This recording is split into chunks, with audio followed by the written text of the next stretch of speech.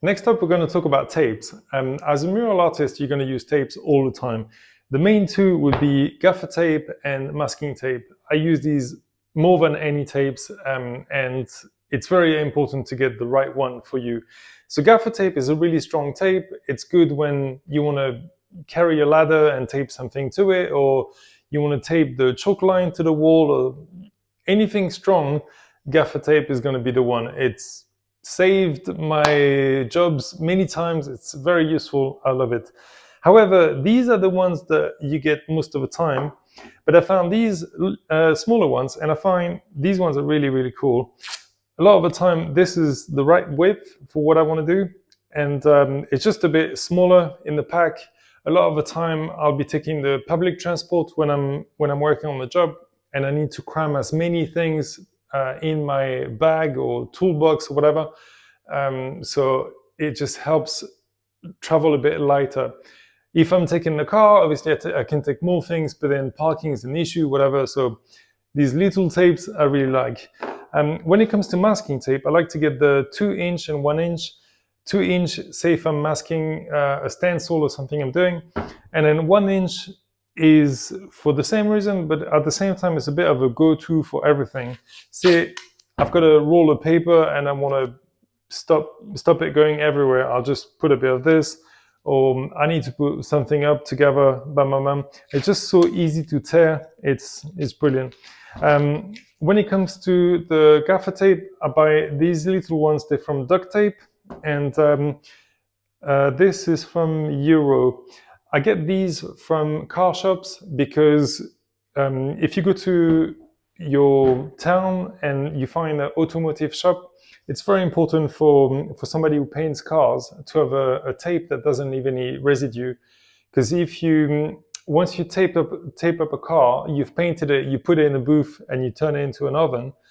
If when you take this out, you've got loads of glue onto the car, it's a nightmare to clean.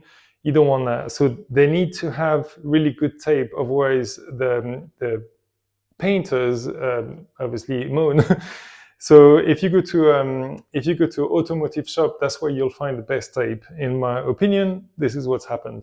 3M does a really good one, but the shop I was going to change to another one, then this one. So now I get whatever they sell, but this one's very good. So try a few and see what works best.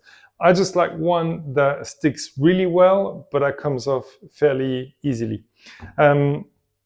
This is a tape that's really expensive. I think in the UK, this is about £20 a roll or something like that. It's from Tesa, whatever. I don't know if it's got a specific name, it's pink. And this tape is kind of like a masking tape that you can tape onto paper, and it's not going to tear the paper. So I'm just going to show you on this piece of paper. So if I put this here and I press gently, if I really use my nail, the paper will come off. Actually, it doesn't even. And it comes out perfectly, it doesn't tear the paper. If I use normal masking tape, and I put down there, I press slightly, and then I press with my nail.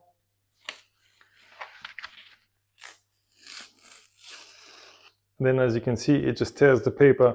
And when you're doing artwork on paper, and you want, say you do watercolors or something, and then you want the edges to be perfect, this is gonna really frustrate you. It took me so long to find a good tape. So this tape is perfect. Another tape that's really good as well is called washi. I think it's W-A-S-H-I. I think it's a Japanese rice paper.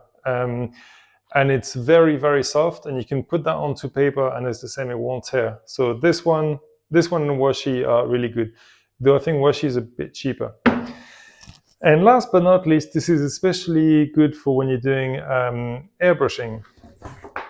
This is called a fine line tape. So as you can see, it's very thin compared to a 1-inch. It's very tiny. I think this is 2 mil. Most of the time they come in 3 millimeter. This is a sort of masking tape texture, as opposed to most fine line tape. They come in like this plastic sort of texture. And what you do is you just tape it somewhere, You hold it in your hand like this, and then you just go like that, and it allows you to do some curves. After that, you can just put some paper on, some wider paper on top. I'm putting the pink because I don't want the wall to come with it. And then what you do is just cut on top of the line.